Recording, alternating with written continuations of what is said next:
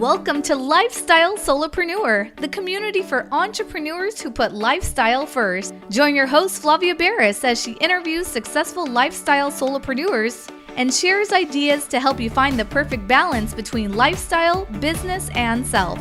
Flavia is an attorney, marketing expert, and founder of several online academies. She's been featured in major media, including BBC World News, The Wall Street Journal, The New York Post, ESPN Television, and more. Join us for this episode of Lifestyle Solopreneur. Lifestyle Solopreneurs. Today we get to speak with Sean Mullaney. He is a financial planner and author of the recently released book, Solo 401k, The Solopreneur's Retirement Account. Note, this discussion we're about to have is intended to be for general educational purposes. It's not tax, legal, or investment advice for anyone in particular, but I think you're going to find this conversation to be critical to you planning your future and to giving you some tips and things you can use as you look at your financial outlook and life in general. That's important for all of us as solopreneurs. Welcome to the show, Sean. Can't wait to have this conversation. Flavia, so nice to be here. Thanks for having me on today. It's great to have you on because you work in an area of entrepreneurship that is so important, because it's one thing to make money in whatever you do as a business. You know, if you're a florist, you're selling flowers. Florists might say, I'm not selling flowers, I'm selling experiences, but you're selling your craft, your product, your services. But I love that you also help people with kind of that next question, which is, all right, I've made the money. Now what?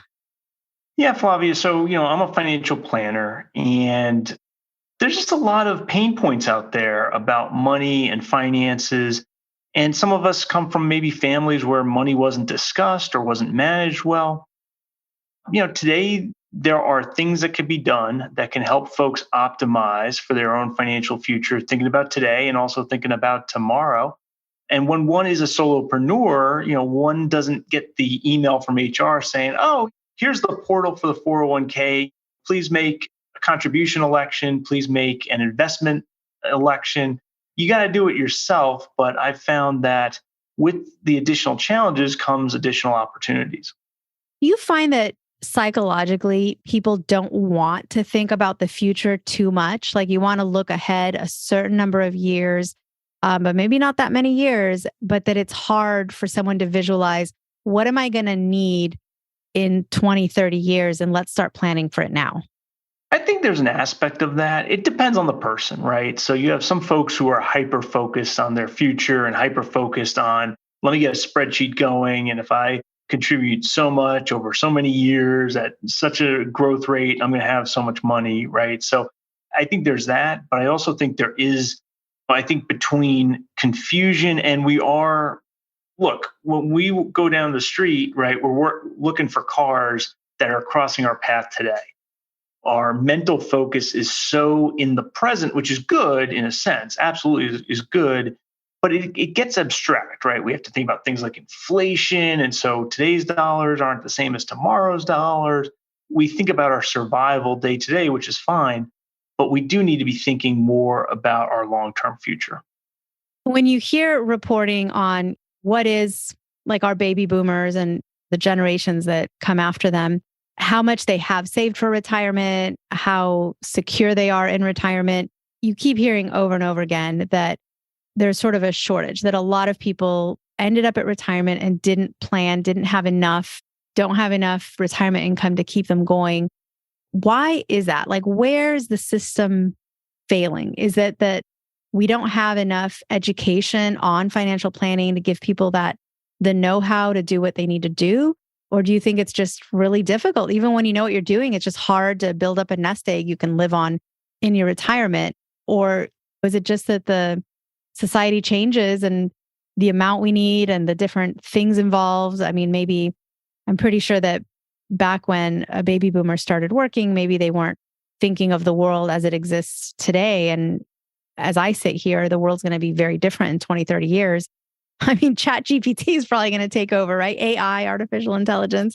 So what is it? Why is it that we have such a large number of people that have reached retirement but weren't ready for it?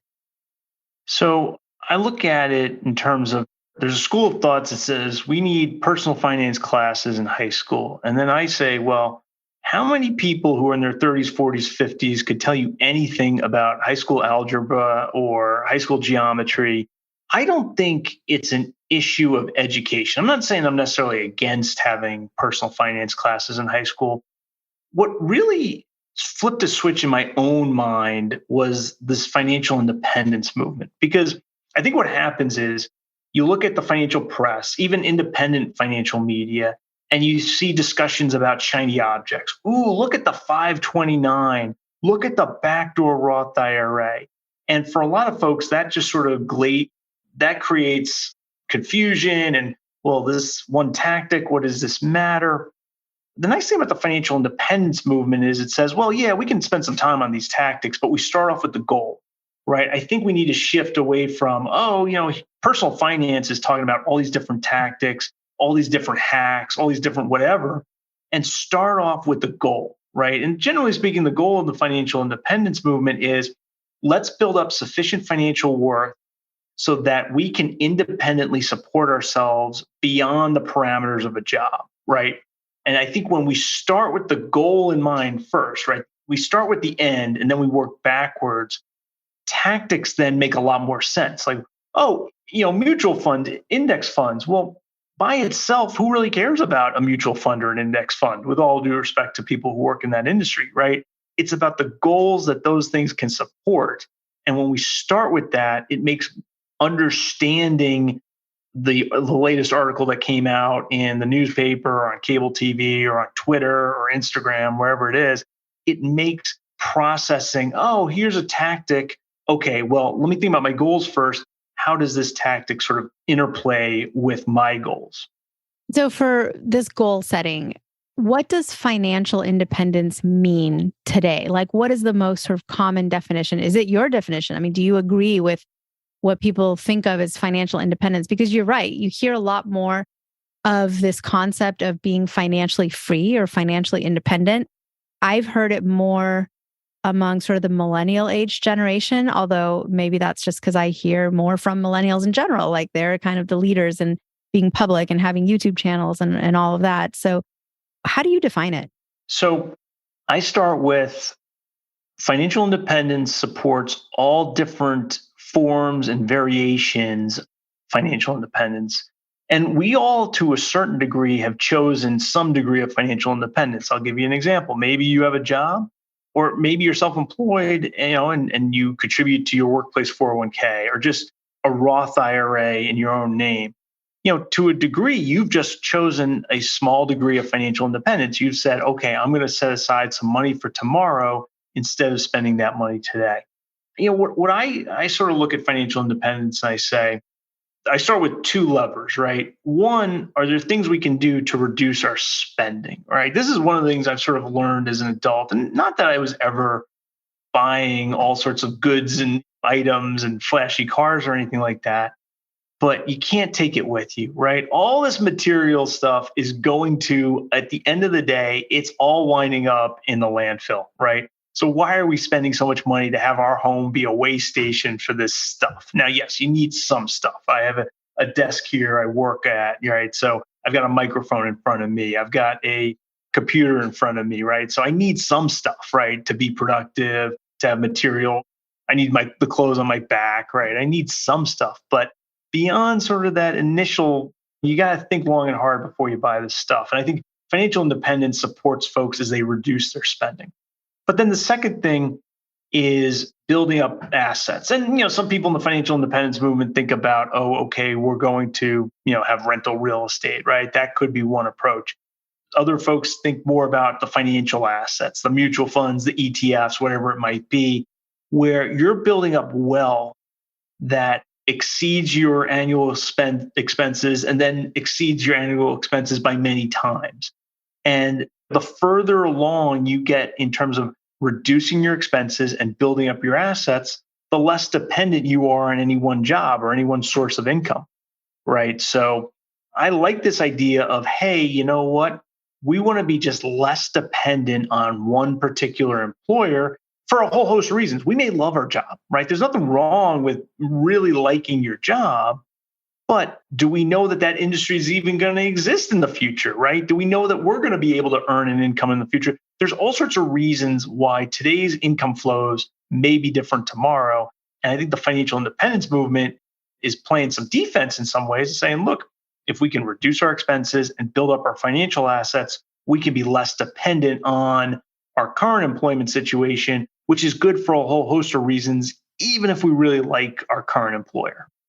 So I love how you say, even if you like your current employer, because some of the guests on our show are giving us opportunities to change careers or, do something different, build a business, start a business, grow a business.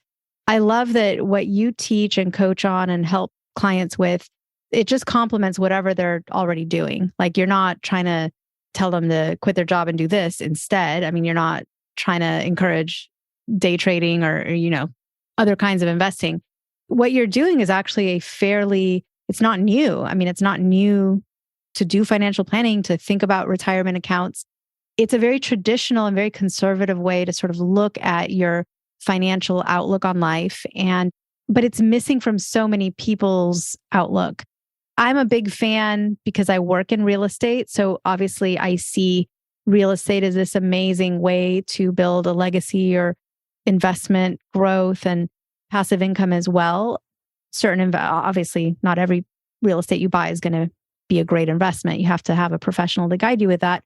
So you kind of do what you know. So a lot of people I know are very heavy into stocks and investing in that area and are kind of myopic, like they're just tunnel vision. That's all they see.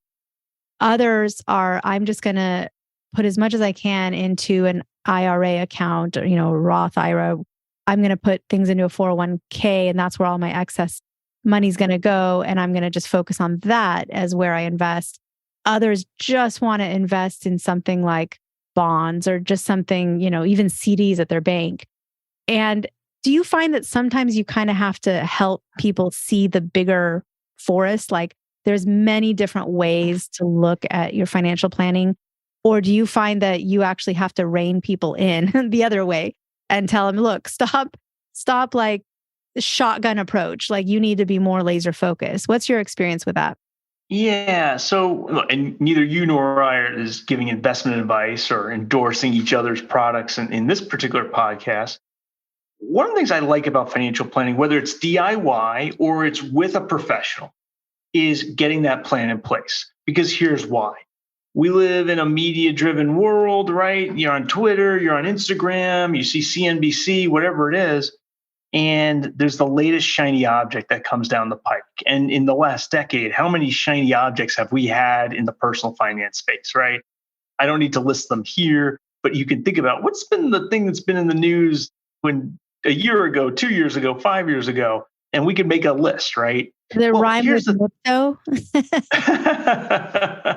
That's one of them. It's certainly not the only one. Here's the thing about the shiny objects, though. When they come down the pike and you don't have a plan in place, it creates confusion. You say, well, do I have to go grab this, right? What do I need to do and what's going on? And it creates a lot of confusion. If you have a financial plan in place and it's working for you, right? That gives you a great way to assess that shiny object. And more likely than not, if you have a good plan in place and things are going well in your financial life, the answer is, well, I got my plan. Do I really need to be focused on this shiny object? Maybe somebody else can get there, right? Meaning, I don't need to find the latest great stock if my financial security is just fine and things are going well and the future looks really good. If I've got a good plan in place and I'm meeting that plan, why do I need to have the next home run, right? So I think that's a real benefit of financial planning is it helps us filter the shiny objects. And in many cases, what we're going to find is, well, we got a good plan in place. Why do we need to be so focused on the shiny object that I'm seeing out in the media? So tell us about your book. It's called Solo 401k, the Solopreneurs Retirement Account. How did that book come to be? What was your intention with the book? What's the message of the book? Fill us in. Yeah, so I like to joke that with respect to solo 401ks, I'm both a pusher and a user. And look, the solo 401k isn't necessarily going to be appropriate for everybody out there in the audience, but it's a very powerful tool when we're self-employed. Many people who are self-employed will qualify, not everybody, but many will. And it offers sort of two great things. One is it's relatively simple, right? If you understand it, and there's a lot of confusion out there about it, and that's a big part of the reason why I wrote the book. But once you understand the basics of it, it's not that complicated. And the fees tend to be relatively modest, right? Some institutions will offer the solo 401k free for itself, and then you just pay the investment fees within each mutual fund that's in there, but those often can be very small as well. So they're very affordable, and the contribution limits are really high. So this can be a very powerful tax planning tool for the self-employed, and it can be a very powerful retirement planning tool for the self-employed. And so I saw how powerful it is and how useful it can be. And I also saw in working with clients and prospective clients, I saw that there was a lot of confusion out there about this. This is one of those areas, I think there's been a lot of ink spilled in the personal finance space. And that's fine, right? Not different content creators connect with different audiences. So the fact that there might be 20 blog posts about, I don't know, the backdoor Roth IRA, that's perfectly fine because different people connect different ways. But I found that there just isn't enough out there in terms of content, in terms of education on the solo 401k. And I'm also seeing, I think we're moving into a world of self-employment. I think people want more flexibility in their lives. I think technology is enabling self-employment. So I think the trend is towards self-employment. So we had my interest, we had a lack of education out there, and we have trends going in the direction of self-employment. So that was the perfect storm for me to spend some time writing a book about the solo 401k. What's your favorite part about your job? So if there's someone out there that is thinking, I don't want to actually just get help from Sean to set up my financial future, I would love to be Sean. Like, what does the career path look like for someone that wants to get into financial planning as their new job? Yeah, that's a great question, Flavia. It's interesting. So I'm a career changer, right? So I was in corporate tax till age 40. And I always had that sort of itch to scratch in terms of personal finance. But, I built up a career in Big Four accounting, did a spell with the IRS for a little over 3 years. So, I built up a career in corporate tax and, it was decently compensated, right? I have no complaints there. So it's hard to leave a career path that certainly has financial advantages. But I ultimately got that itch where I just had to scratch. And I will say changing careers in personal finance is not an easy thing. To go into financial planning is not an easy thing to do. I actually think today, so I made the switch, in the years 2018, 2019. I think today there's actually some more resources out there. A colleague and friend of mine, a gentleman named Cody Garrett, has recently started something called Measure Twice Planners. And that's sort of an association of, and I don't know if association is the right term, so don't quote me on that, but it's a group of planners that are investing in education and networking around learning financial planning, learning best practices, learning from each other, right? So Cody does some presentations in there. Other planners do presentations in there. I myself just recorded a presentation on the solo 401k in there.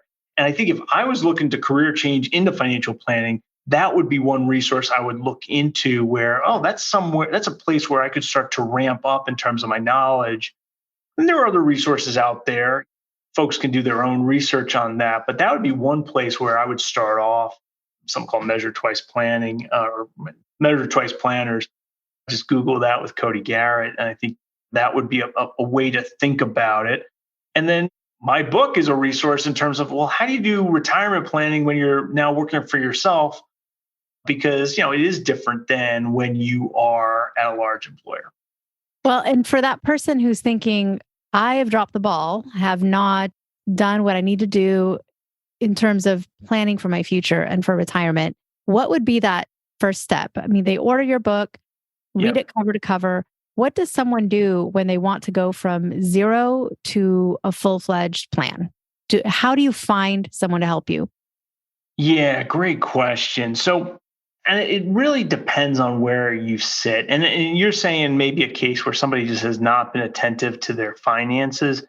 So in that case, they may have knowledge deficits.